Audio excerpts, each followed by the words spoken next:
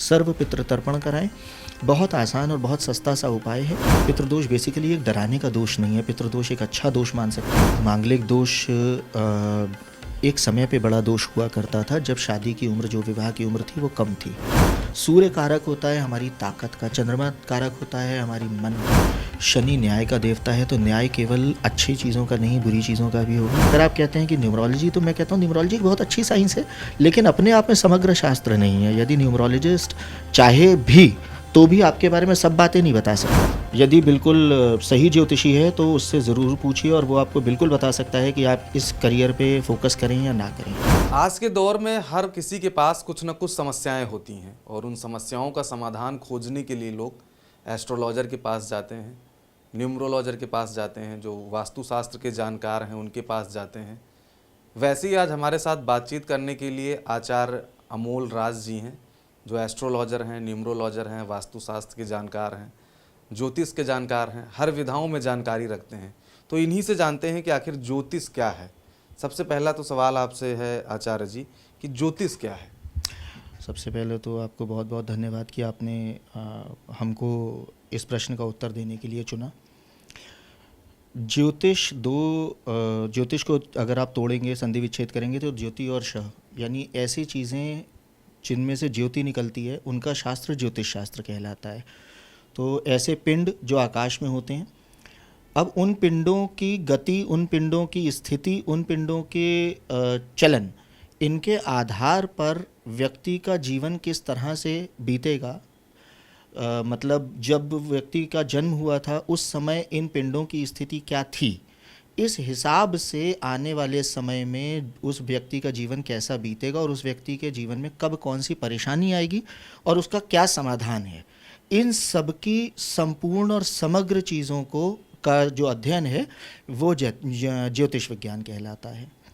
अच्छा, जैसे जन्म के टाइम पे ग्रहों की बात करी जाती है कि जन्म के दौरान ये ग्रह इस जगह पे था, ये समय था, उस समय का ये लग्न था, ये शुभ मुहूर्त था।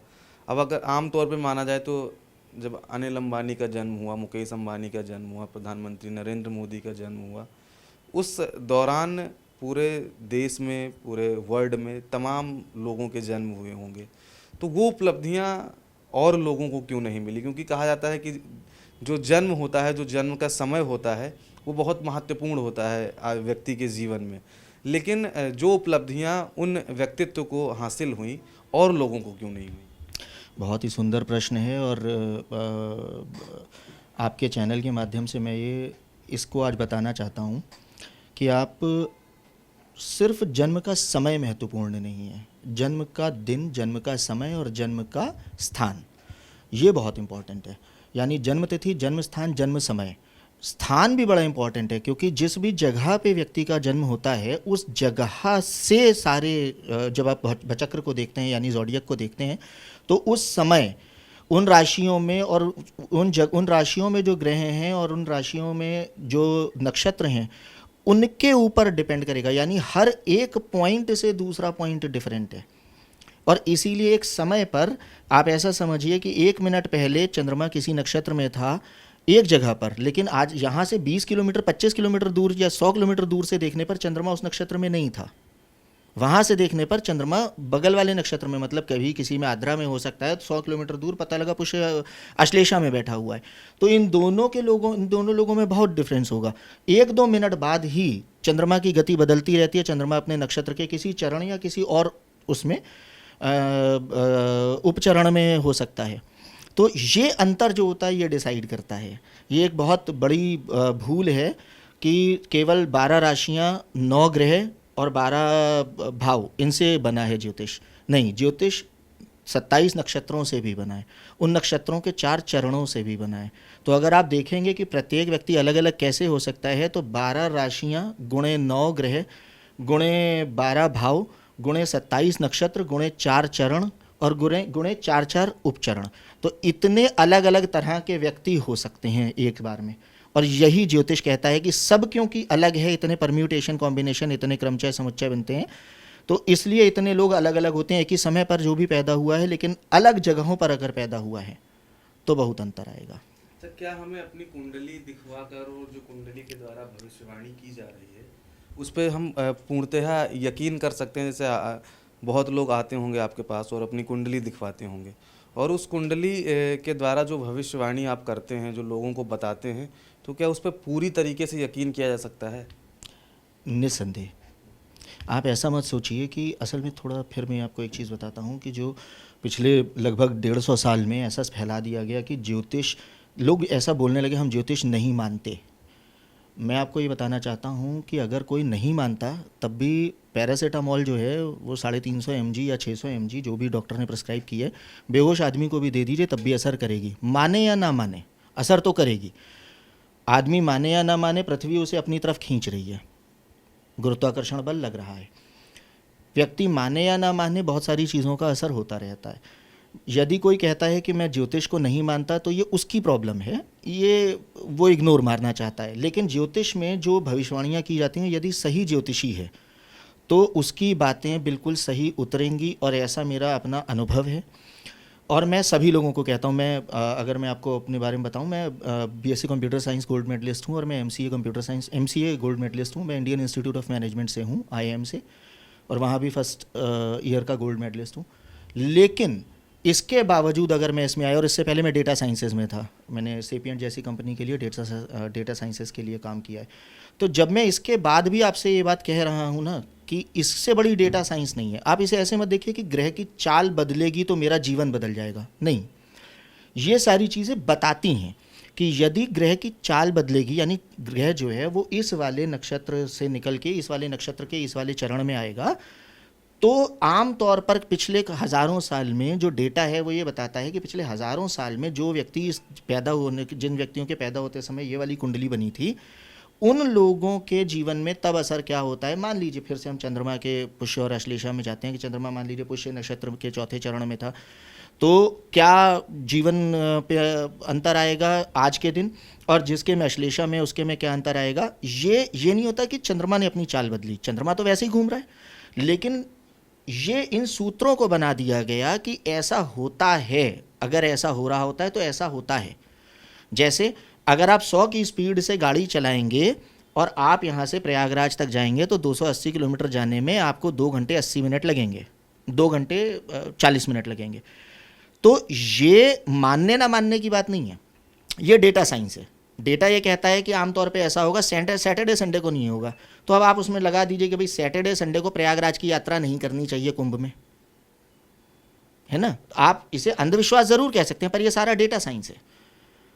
तो अगर आप अपनी कुंडली का विश्लेषण करा लें और उसके बाद आपको पहले से मालूम हो, हम तो देखते हैं पूरे दिन, आप देखिए हम तो लोगों को यहाँ पे बताते हैं कि भाई ऐसा है, आप इस समय आप ये वाला कोर्स कर रहे होंगे। जैसे कल ही की बात बताता हूँ, एक बच्ची आई थी, उसने पूछा कि गुरुजी अब मेरे क्या करना चाहिए। मैंने कहा आपने 2023 में एक नया कोर्स ज्वाइन किया होगा जो लॉ से रिलेटेड होगा, वो गलत कोर्स है, आपको नहीं करना चाहिए था।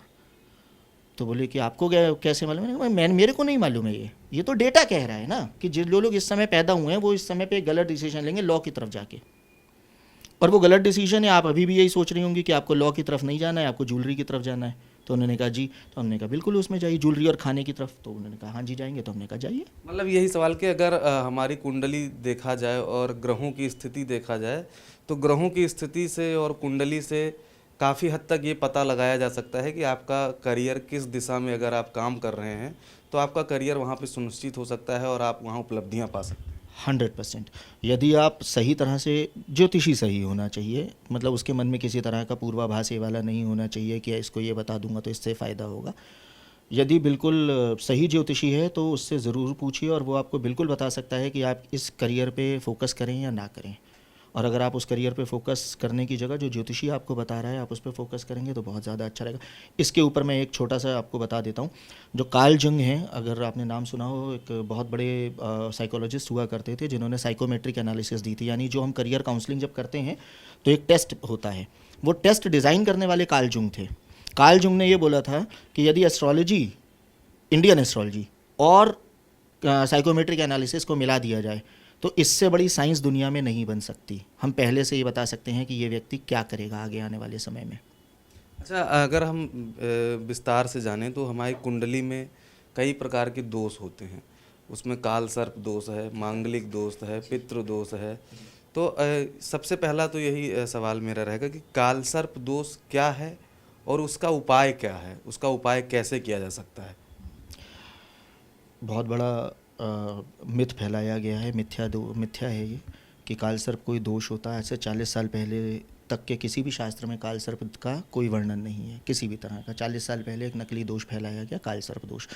ये उन लोगों द्वारा फैलाया गया जिन्हें शायद पूजा वूजा करवानी थी। जब ज्योतिषी और कर्मकांडी सेम हो गए, जब ज्योतिषी खत्म हो गए और कर्मकांडी लोगों ने ज्योतिष पकड़ लिया, तो उन्होंने कहा कि भाई कोई ना कोई दोष बताओ जिससे पूजा कराई जा सके और ये करें। कालसर्प कुछ नहीं होता, बिल्कुल, और बहुत जिम्मेदारी के साथ आपको मैं कह रहा हूँ कि कालसर्प दोष नाम का कोई दोष नहीं होता। वैदिक ज्योतिष में तो नहीं है।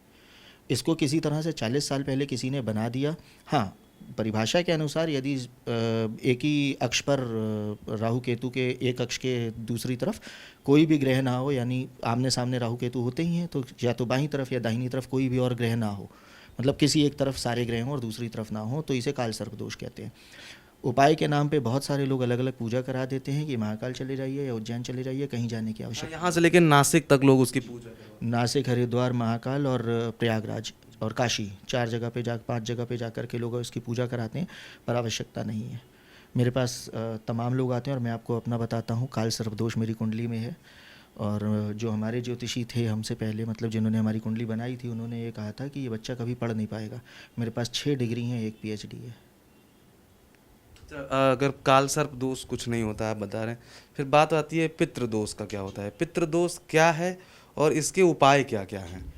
पितृदोष एक बहुत बड़ा दोष है। पितृदोष बेसिकली एक डराने का दोष नहीं है। पितृदोष एक अच्छा दोष मान सकते हैं। एक ऐसा दोष होता है जो आपको ये प्रेरित करता है इस बात के लिए कि आप माता पिता और अपने से बड़ों की सेवा करें। तो पितृदोष भी कई तरह के होते हैं। कौन सा पितृदोष है पहले तो ये देखना चाहिए, और इसका सबसे बढ़िया उपाय ये होता है कि यदि आप अपने माता पिता की सेवा कर रहे हैं तो गाय का तो 5 तरह की आप माताएं जानते हैं, ज्योतिष में 5 तरह की माताएं होती हैं। एक अपनी माता, एक सास, एक धरती माता, एक गौ माता और एक गुरु माता। तो आप इन 5 में से किसी की भी सेवा कर रहे हैं तो कई तरह के दोषों से मुक्ति मिलती है, जिनमें पितृदोष है। क्या यदि मात्र पितृदोष है तो ये ऐसे लगेगा, और यदि पितृदोष है तो दूसरे नाम पे आप 5 तरह के जो पिता होते हैं उनमें से किसी भी पिता की सेवा कीजिए तो आपको पितृदोष भी खत्म हो जाएगा। हाँ, अब बात करते हैं ज्योतिषीय उपाय क्या हैं। ये तो बात हो गई कि ये फिलॉसफी क्या कहती है कि आप किस तरह से पितृदोष को हटा दें। ज्योतिषीय उपाय करने के लिए, एक पितृदोष के लिए, एक तो पितृदोष निवारण पूजा होती है, वो ज़रूरी है। एक सर्व पितृ तर्पण होता है। गंगा जी, सरयू जी, नर्मदा जी, इनमें से किसी के भी घाट पे चले जाएं, जो भी पंडे बैठे हुए हैं, जो भी कर्मकांडी पंडे बैठे हुए हैं, उनमें से किसी से बात करें और सर्व पितृ तर्पण कराएं। जिसकी भी कुंडली में ये दोष है, सर्व पितृ तर्पण कराएं। बहुत आसान और बहुत सस्ता सा उपाय है, बहुत आसानी से हट जाता है। फिर ये देखना पड़ेगा कि पितृदोष यदि बहुत ही ज़्यादा, राहु बहुत ज़्यादा खराब है या किन ग्रहों की वजह से, उन ग्रहों के उपाय, ज्योतिषीय उपाय कुंडली बेस्ड होते हैं। उसको मैं आपको इतने छोटे उसमें नहीं बता पाऊंगा। अच्छा, अगर हम जानना चाहें कि उसके लिए कोई पूजा जो आदमी घर में कर सके, कोई ऐसा मंत्र जिसका वो उच्चारण कर सके, जिससे वो एकदम ख़त्म तो ना हो लेकिन उसका जो प्रभाव है वो थोड़ा कम हो सके। सबसे पहले तो सभी पितरों का श्राद्ध करें। जो श्राद्ध पक्ष आता है उसको तुरंत, उसको ज़रूर करें, उसमें 15 दिन ज़रूर करें। और एक सर्वपितृ अमावस्या आती है श्राद्ध जब ख़त्म होते हैं उसमें आखिरी दिन, तो उसमें पूजा पाठ ज़रूर करें। यदि आप कहते हैं कि डेली पूजा करने से पितृदोष खत्म होगा तो ऐसा नहीं होगा। ये देखना पड़ेगा कि किस ग्रह की वजह से, कौन से ग्रहों की वजह से पितृदोष लग रहा है, उनकी ही पूजा। हाँ, एक बहुत बढ़िया तरीका कि यदि सूर्य की वजह से लग रहा है तो बहुत आसान है। अगर सूर्य की वजह से लग रहा है तो चुपचाप सूर्य को अर्घ्य देना शुरू कर दें। यदि चंद्र की वजह से लग रहा है तो रात में जगना छोड़ दें, जल्दी सो जाए। इन 2 चीज़ों से अच्छा कोई उपाय नहीं है। अच्छा आचार्य जी, ऐसे आता है कि मंगल दोष, मांगलिक जो लोग होते हैं, ऐसा देखा जाता है कि जो लोग मांगलिक होते हैं उनके जो है जीवन में शादी विवाह को भी लेके बड़ा अड़चन रहता है। ऐसा हमारा समाज मानता है कि जो मांगलिक व्यक्ति है उसको मांगलिक से ही विवाह करना चाहिए। तो मांगलिक का जो है, अगर कोई मंगल दोष खत्म करना चाह रहा है तो उसके क्या उपाय हैं, और अगर मंगल दोष नहीं खत्म होता है तो वो हमारी जीवन में किस तरीके की रुकावटें और कौन कौन सा अड़चन पैदा कर सकता है? जी, देखिए, मांगलिक दोष एक समय पे बड़ा दोष हुआ करता था जब शादी की उम्र, जो विवाह की उम्र थी वो कम थी और हम लोगों का जीवन बहुत लंबा होता था। तब तक के लिए तो मांगलिक दोष काम करता था। अब मांगलिक दोष प्रैक्टिकली काम नहीं करता। कारण जीवन की लंबाई कम हो गई है और शादी की उम्र बढ़ा दी गई है। तो मांगलिक दोष स्वतः निवारण हो जाता है मांगलिक दोष का, लेकिन यदि नहीं हुआ है, जल्दी शादी हो गई है और व्यक्ति ने लंबे समय तक जीवित रहना है, तो मांगलिक दोष की मांगलिक दोष निवारण पूजा। और इसके अतिरिक्त यदि मतलब मांगलिक दोष केवल मंगल की एक स्थिति की वजह से है, मंगल के पापी होने की वजह से नहीं, केवल स्थिति की वजह से है, तो फिर मंगल के उपाय बहुत आसान से उपाय हैं कि यदि द्विविवाह लिखा हुआ है तो घट विवाह कर लिया जाए, यदि अलगाव लिखा हुआ है तो वृक्ष पूजा कर ली जाए, वृक्ष विवाह कर लिया जाए। तो उसके तमाम उपाय हैं। यदि लेकिन मांगलिक आमतौर पे ख़त्म हो चुका होता है। अगर नहीं ख़त्म होगा तो समस्या ये आएगी कि पति और पत्नी के बीच में बनेगी नहीं, न सिर्फ बनेगी, दूरी भी बन सकती है, दोनों के बीच में दूरी रहेगी, दोनों एक कमरे में साथ में सोते हुए भी हो सकता है कि पति पत्नी के दायित्वों का तो निर्वाह, दोनों एक दूसरे के लिए अपने दायित्वों का तो निर्वाह करें, लेकिन उनके बीच में प्रेम ना हो। ठीक है, तो ये भी हो सकता है कि दोनों में से किसी एक की मृत्यु हो जाए या कोई एक बहुत अधिक बीमार रहने लग जाए। तो डेफिनेटली इसको पहले अपनी कुंडली को विचार ज़रूर करवाएं, और अगर मांगलिक दोष है तो कोई ऐसा है नहीं कि आसानी से निवारण किया जा सकता है। बहुत आसानी से निवारण किया जा सकता है। उदाहरण दे देता हूँ, मैं मांगलिक हूँ, मेरी पत्नी मांगलिक नहीं है, और 10 साल हो चुके हैं हमारे विवाह को, हम लोग खुश हैं। अच्छा, ये देखा जाता है महाराज जी कि जब हमारी जो कुंडली होती है उसमें दशाएं चलती हैं, महादशाएं चलती हैं। अब जैसे कुंडली में जो सबसे आम तौर पे जो सबसे प्रचलित जो 2-3 नाम हैं कि राहु की दशा चल रही है, केतु की महादशा चल रही है, तो ये राहु केतु क्या है, मतलब इतना लोग इससे भयभीत क्यों रहते हैं? देखिए, राहु केतु के बारे में सबसे पहले तो जैसे कुंभ चल रहा है तो कुंभ से ही राहु केतु के बारे में पता लगता है कि जिस समय अमृत मंथन हुआ था, जिस समय सागर मंथन करके अमृत निकला था, तो उस समय एक राक्षस था। खैर, हम उसमें नहीं जाते। राहु और केतु आकाश में 2 ऐसे पॉइंट्स हैं, 2 ऐसे बिंदु हैं जो एक दूसरे के ऑपोजिट रहते हैं, एकदम आमने सामने रहते हैं। अब इनको खराब इसलिए माना जाता है क्योंकि वो पॉइंट अगर पृथ्वी और सूर्य के बीच में आएगा तो सूर्य ग्रहण पड़ेगा, पृथ्वी और चंद्रमा के बीच में आएगा तो चंद्र ग्रहण पड़ जाएगा। ठीक है, तो अब ऐसे में ग्रहण का मतलब होता है उसका ग्रास लगना। राहु को खराब इसलिए माना जाता है चंद्रमा पे क्योंकि वो चंद्रमा पे ग्रहण लगाता है, केतु इसलिए क्योंकि वो सूर्य पे ग्रहण लगाता है। सूर्य कारक होता है हमारी ताकत का, चंद्रमा कारक होता है हमारी मन का, सूर्य कारक है हमारी आत्मा का, ताकत का, पिता का। तो इनको खराब इसलिए माना जाता है क्योंकि अगर राहु खराब है तो जैसे ग्रहों के 2 गुट हैं, ऐसा मान लीजिए, जैसा राजनीति में होता है कि 2 गुट होते हैं, तो हर एक ग्रह किसी न किसी गुट में होता है। तो राहु केतु जो हैं वो थोड़े ख़राब गुट में हैं, ऐसे वाले माफिया टाइप के ग्रुप में हैं। तो अगर आप माफियाओं से संबंध है, यानी कि ऐसा जातक है जो उस गुट में के किसी ग्रह का जातक है, तो राहु केतु उसके लिए अच्छे हैं। अब राहु की दशा उनको राजा बना सकती है, अमीर बना सकती है, लॉटरी जितवा सकती है, पेट की बीमारियां ठीक कर सकती है, बाल झड़ना कम कर सकती है। और यदि दूसरे गुट का है तो राहु इसका जस्ट ऑपोजिट करेगा, एकदम उल्टा करेगा। तो इन दशाओं में राहु यदि खराब है तो राहु के उपाय करने हैं, और यदि अच्छा है तो फिर राहु के रत्न पहनने हैं। राहु के उपायों में सबसे बढ़िया तरीका होता है कि अंडा, मछली और गाय, इनका भक्षण ना किया जाए। तो क्योंकि इवन जो हमारे मुस्लिम भाई भी इस चैनल को सुन रहे हों और ईसाई लोग इस चैनल को सुन रहे हों, वो तो गाय खा लेते हैं, पर गाय ना खाएं। यदि गाय खा रहे हैं और उनकी कुंडली में राहु अच्छा नहीं है तो फिर तो प्रॉब्लम आएगी, और लंबी प्रॉब्लम आएगी। फिर मछली की, अगर राहु अच्छा नहीं है तो मछली ना खाएं, अंडा ना खाएं। फिर वो पूछेंगे कि क्या पूरा ही नॉनवेज ना खाएं, तो ऐसा नहीं है, नॉनवेज में आप चिकन मटन खा सकते हैं, लेकिन मतलब कोशिश करें कि ना खाएं।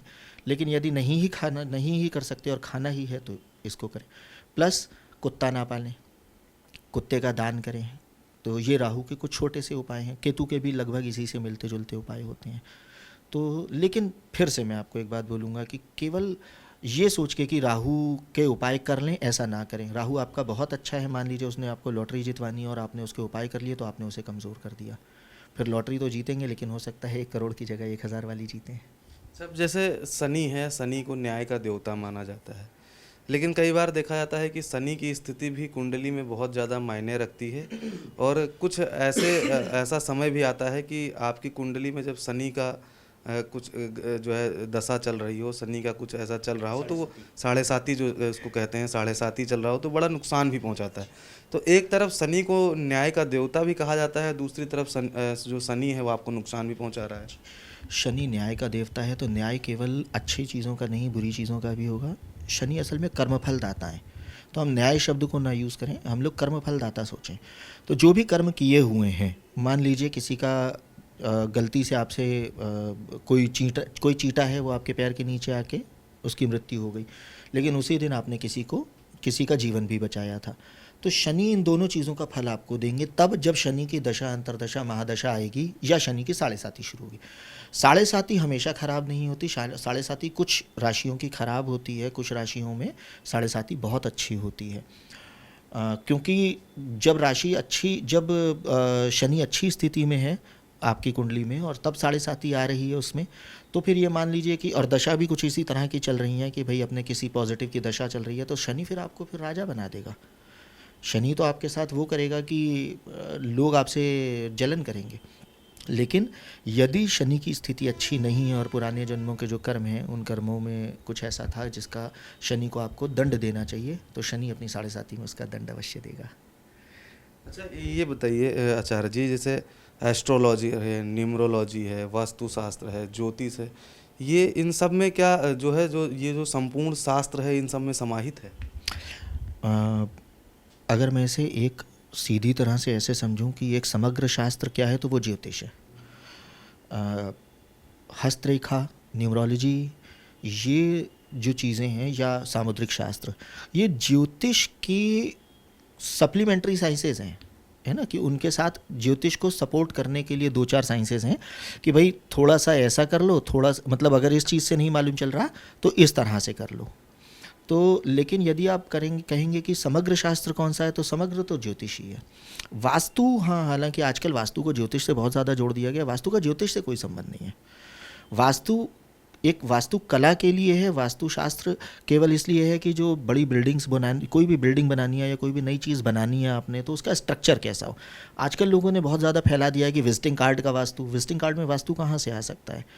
आज मैं सुबह ही किसी का देख रहा था, उन्होंने बोला कि घर के दाहिने हिस्से में आप 250 ग्राम हल्दी रख दीजिए तो वो बड़ा आपके घर में पैसा आने लग जाएगा।